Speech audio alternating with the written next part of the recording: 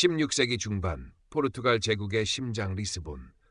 태주 강변의 히베이라 부두는 신대륙에서 들어온 향신료와 금은 그리고 온갖 인간 군상의 욕망으로 들끓었다. 활기찬 무역항의 이면에는 빈곤과 질병, 음모가 안개처럼 자욱했다.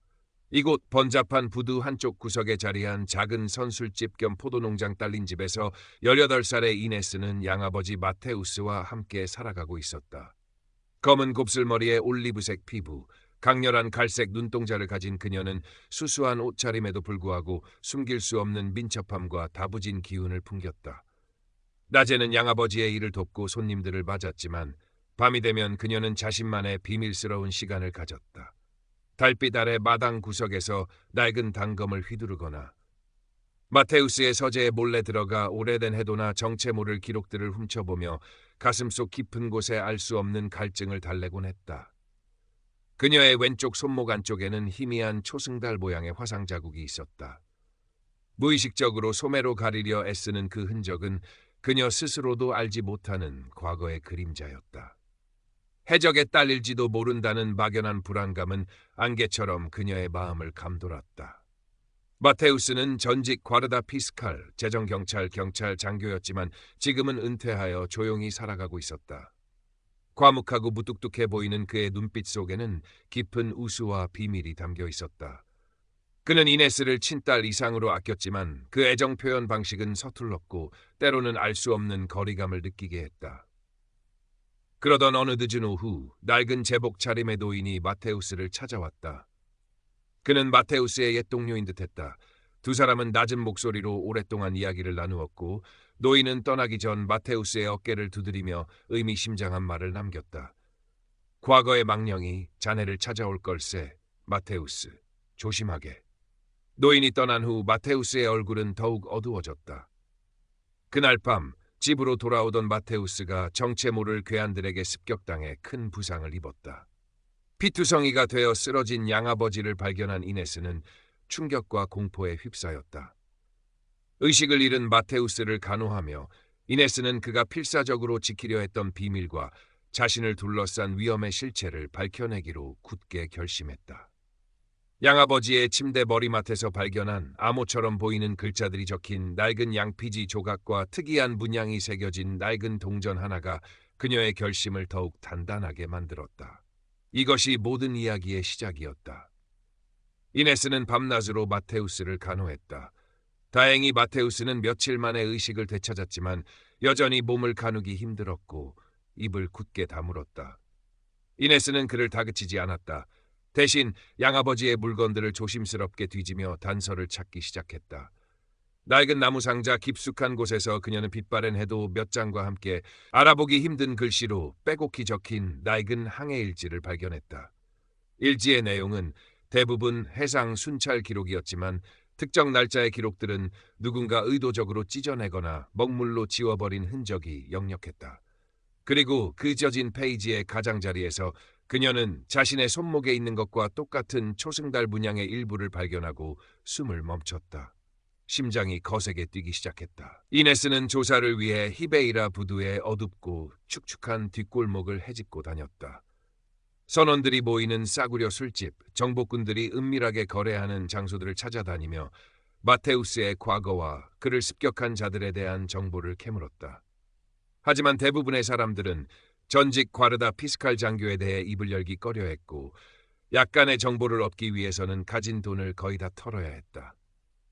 그러던 중 그녀는 리스본의 상업 중심지인 바이샤 지구의 한 필경사 사무실에서 이상한 소문을 듣게 되었다. 얼마 전 억울하게 파산하고 의문의 죽음을 맞은 상인 안토니우의 아들 두아르테라는 젊은이가 아버지의 죽음 뒤에 거물 귀족의 음모가 있다고 주장하며 비밀리에 증거를 모으고 있다는 이야기였다. 그리고 그 거물 귀족의 이름은 이네스가 마테우스의 서재에서 본 오래된 문서에서 희미하게 보았던 이름과 같았다. 가스파르 데 알메이다. 이네스는 수소문 끝에 두아르테를 찾아냈다. 그는 스물 남짓한 청년으로 차분하고 지적인 인상이었지만 눈빛에는 깊은 슬픔과 억눌린 분노가 서려 있었다. 처음 두 사람은 서로를 경계했다. 이네스는 자신의 비밀스러운 배경을 숨겨야 했고 두아르테는 낯선 여인의 갑작스러운 접근을 의심했다. 하지만 각자의 이야기를 조심스럽게 나누면서 두 사람은 공동의 적이 바로 리스본의 유력 귀족이자 암흑가의 실력자인 가스파르 데 알메이다라는 것을 확인했다.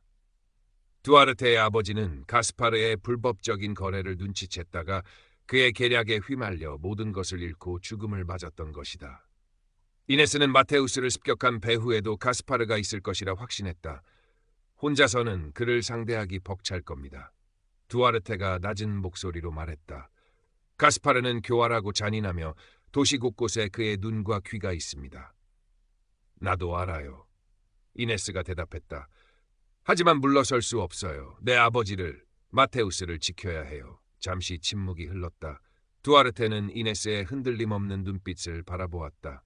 그녀의 눈 속에서 그는 자신과 같은 종류의 결의를 발견했다. 좋습니다. 힘을 합칩시다, 이네스. 두아르테가 손을 내밀었다.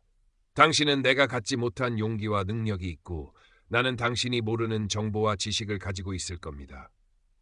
이네스는 잠시 망설였지만 그의 진심 어린 눈빛을 보고 손을 마주 잡았다. 위험한 동맹이 시작된 순간이었다. 두 사람은 각자의 능력을 발휘하여 가스파르의 실체에 접근하기 시작했다.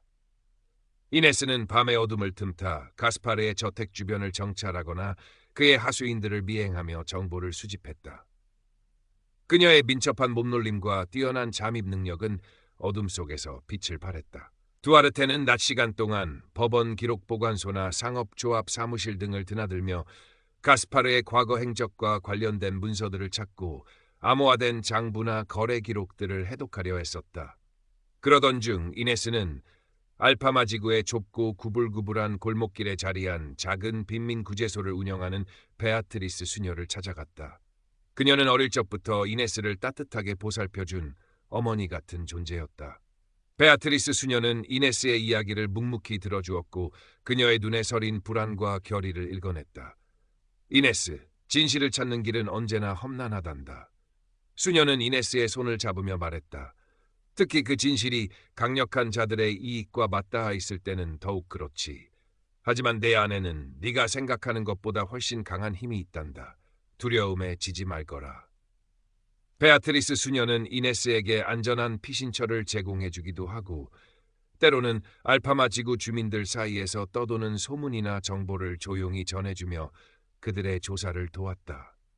한편 이네스는 조사를 계속하면서 자신의 과거와 관련된 충격적인 단서들과 마주치기 시작했다. 어느 날 밤 가스파르의 하수인이 자주 드나드는 부두 창고에 잠입했을 때 그녀는 그곳에서 자신의 손목에 있는 것과 똑같은 초승달 문양이 찍힌 오래된 나무 상자를 발견했다. 상자 안에는 낡은 해적 깃발 조각과 함께 알아볼 수 없는 언어로 쓰인 양피지 두루마리가 들어있었다. 그 순간 잊고 있던 어린 시절의 기억이 섬광처럼 그녀의 뇌리를 스쳤다. 배 위에서 치솟던 붉은 불길, 칼 부딪는 소리, 피냄새, 그리고 자신을 끌어안고 절규하던 희미한 여인의 얼굴. 그리고 그 여인의 팔뚝에도 초승달 문신이 있었다. 이네스는 극심한 혼란에 빠졌다. 자신이 정말 해적의 딸이란 말인가? 그렇다면 마테우스는 왜 자신을 거두었을까? 단순한 연민이었을까? 아니면 다른 이유가 있었던 것일까? 그녀는 마테우스를 찾아가 진실을 묻고 싶었지만 그의 굳게 닫힌 입과 슬픔에 잠긴 눈을 보면 차마 말을 꺼낼 수가 없었다. 양아버지에 대한 애정과 의심이 뒤엉켜 그녀를 괴롭혔다. 두아르테는 그런 이네스의 고뇌를 눈치챘다. 그는 법원 기록을 뒤지던 중 이네스의 아버지로 추정되는 악명 높은 바르바리 해적선장 붉은 달 루아 멜리아에 대한 기록을 발견했다. 공식 기록에는 그가 잔혹한 약탈자이자 포르투갈 왕국의 적으로 묘사되어 있었지만 두아르테는 기록 곳곳에서 석연치 않은 점들을 발견했다. 붉은 달이 약탈한 대상은 대부분 부패한 귀족이나 탐욕스러운 상인들이었고 그가 빼앗은 재물 중 일부가 가난한 사람들에게 흘러들어갔다는 소문도 있었다. 그리고 붉은 달을 체포하고 처단하는 데 결정적인 공을 세운 인물 중 하나가 바로 당시 젊은 과르다 피스칼 장교였던 마테우스와 그의 상관이자 현재 가스파르의 최측근인 페르난도였다.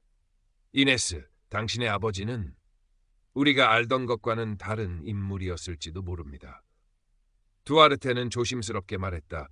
가스파르와 그의 세력은 자신들의 이익을 위해 진실을 왜곡하고 누명을 씌우는 데 능숙합니다. 어쩌면 당신의 아버지는 두아르테의 말은 이네스에게 더 큰 혼란과 함께 희미한 희망의 불씨를 지폈다. 자신의 뿌리가 부끄러운 범죄자가 아니라 억울하게 누명 쓴 영웅일 수도 있다는 가능성. 그녀는 아버지의 진정한 모습과 마테우스가 숨긴 진실을 반드시 밝혀내야 한다고 다시 한번 다짐했다. 가스파르 데 알메이다는 이네스와 두아르테의 움직임을 예의주시하고 있었다. 그는 붉은 달의 딸이 살아있다는 사실과 그녀가 자신의 과거를 파헤치고 있다는 것을 알게 되자 심기가 불편해졌다. 그는 이네스를 단순한 위협이 아니라 과거의 망령이자 자신의 완벽한 세계를 뒤흔들 수 있는 불길한 존재로 여겼다. 그는 하수인들에게 이네스를 감시하고 필요하다면 제거하라고 명령했다. 동시에 마테우스를 찾아가 과거의 비밀을 발설하면 이네스의 목숨도 무사하지 못할 것이라고 협박했다. 이네스와 두아르테는 점점 더 거세지는 위협 속에서도 조사를 멈추지 않았다. 그들은 가스파르가 곧 막대한 이익을 가져다 줄 대규모 밀무역을 준비하고 있다는 정보를 입수했다. 이번 밀무역에는 신대륙에서 불법적으로 들여온 금과 함께 종교재판소에서 압수한 이단자들의 재산까지 포함되어 있다는 끔찍한 소문도 돌았다. 만약 이 밀무역을 막고 그 증거를 확보한다면 가스파르를 몰락시킬 결정적인 기회가 될 것이었다. 하지만 그만큼 위험도 컸다. 가스파르의 저택은 요새나 다름없었고 밀무역이 이루어질 부두는 그의 사병들과 부패한 관리들이 철통같이 지키고 있을 터였다. 결전의 날 밤이 다가오고 있었다. 이네스와 두아르테는 마지막 계획을 세웠다. 두아르테는 그동안 모은 가스파르의 비리 증거들을 정리하여 왕실 감사관에게 전달할 준비를 하고 이네스는 밀무역 선박이 도착하는 날 밤 가스파르의 저택 서재에 잠입하여 결정적인 증거인 비밀 장부와 밀수품 목록을 확보하기로 했다. 베아트리스 수녀는 그들의 성공과 안전을 위해 간절히 기도하며 만일의 사태에 대비해 알파마 지구에 은신처를 마련해 주었다. 마침내 운명의 밤이 되었다. 달빛마저 구름 뒤에 숨어버린 칠흑 같은 어둠 속에서 이네스는 검은 옷으로 몸을 감싸고 가스파르의 저택 담벼락에 몸을 붙였다. 고양이처럼 소리 없이 담을 넘어 안으로 들어선 그녀는 익숙하게 정원의 그림자를 따라 이동했다.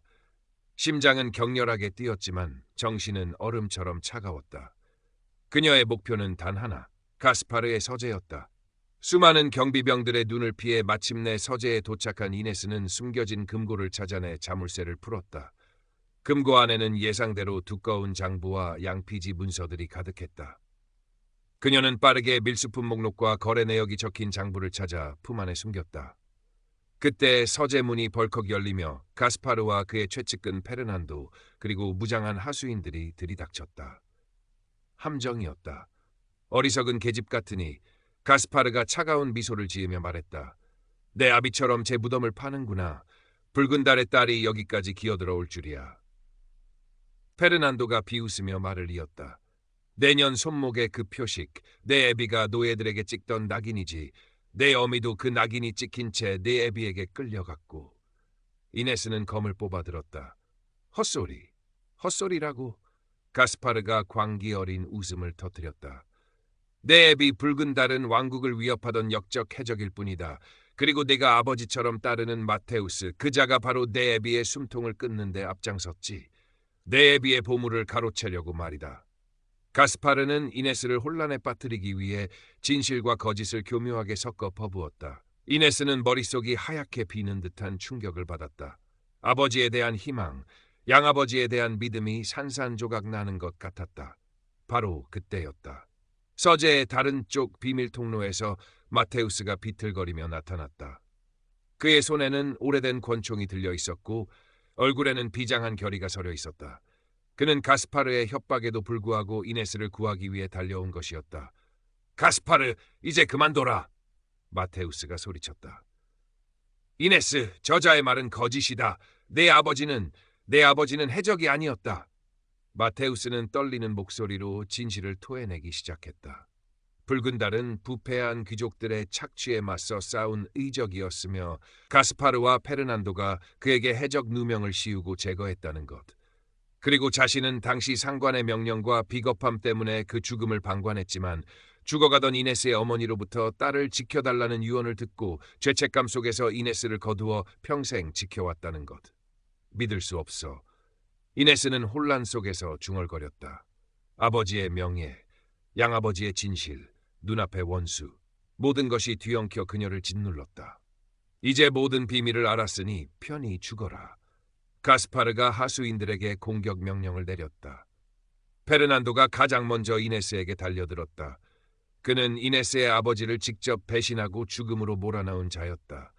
이네스의 눈빛이 차갑게 빛났다. 아버지의 용기, 어머니의 슬픔, 마테우스의 고뇌, 두아르테의 믿음, 그리고 자신의 신념. 모든 것이 하나로 합쳐져 그녀의 검 끝에 모였다. 그녀는 더 이상 혼란스러워하지 않았다. 자신의 뿌리를 받아들이고 자신의 길을 선택하기로 결심했다. 이네스의 검이 번개처럼 허공을 갈랐다. 그녀의 움직임은 이전과는 비교할 수 없을 정도로 빠르고 정확했다. 마치 오랫동안 잠들어 있던 무언가가 깨어난 듯했다. 아버지에게서 물려받은 본능적인 전투 감각과 스스로 갈고 닦은 기술이 어우러져 무서운 위력을 발휘했다. 페르난도는 미처 손쓸 틈도 없이 이네스의 검에 쓰러졌다. 마테우스 역시 남은 힘을 다해 싸웠다. 그는 이네스에게 달려드는 하수인들을 막아서며 시간을 벌었다. 그 사이 이네스는 가스파르와 정면으로 맞섰다. 내 놈의 시대는 끝났다. 가스파르! 이네스가 외쳤다. 그녀의 검은 분노와 정의의 불꽃을 담아 춤을 추었다. 가스파르 역시 만만치 않은 상대였지만 각성한 이네스의 기세를 당해낼 수는 없었다. 치열한 격투 끝에 이네스의 검이 가스파르의 어깨를 꿰뚫었다. 가스파르는 비명을 지르며 쓰러졌다. 바로 그때 두아르테가 왕실 감사관과 함께 과르다 피스칼 병사들을 이끌고 저택 안으로 들이닥쳤다. 두아르테는 이네스가 위험에 처할 것을 대비해 미리 모든 준비를 마쳐두었던 것이다. 가스파르와 그의 남은 하수인들은 모두 체포되었고 이네스가 확보한 비밀 장부와 문서들은 그의 모든 죄악을 입증하는 결정적인 증거가 되었다. 가스파르 대 알메이다의 몰락은 리스본 사격에 큰 충격을 주었다. 그의 막대한 재산은 몰수되었고 그는 왕실 재판을 통해 모든 지위를 박탈당한 채 외딴 섬으로 유배되는 비참한 최후를 맞았다. 이네스의 아버지 붉은 달의 누명 역시 완전히 벗겨지지는 못했지만 그의 진실된 모습과 가스파르의 악행은 아름아름 사람들에게 알려지기 시작했다. 특히 히베이라 부두와 알파마 지구의 민중들 사이에서 붉은 달은 억압에 맞선 영웅으로 다시 기억되기 시작했다. 싸움의 와중에 치명상을 입은 마테우스는 이네스의 품에서 마지막 숨을 거두었다. 그는 죽기 전 이네스에게 모든 것을 용서받으려 하지 않았다. 다만 눈물로 자신의 죄를 고백하고 그녀가 자신의 삶을 당당하게 살아가기를 바란다고 말했다. 이네스는 양아버지를 완전히 용서할 수는 없었지만 그의 깊은 고뇌와 뒤늦은 용기 그리고 자신을 향한 진심 어린 사랑을 이해하고 그의 죽음을 애도했다. 그녀는 마테우스를 리스본이 내려다보이는 작은 언덕 위에 묻어주었다. 모든 사건이 끝난 후 이네스는 더 이상 자신의 과거를 숨기거나 부끄러워하지 않았다. 그녀는 붉은 달의 딸임을 받아들였지만 그것이 자신의 전부가 아님을 알았다.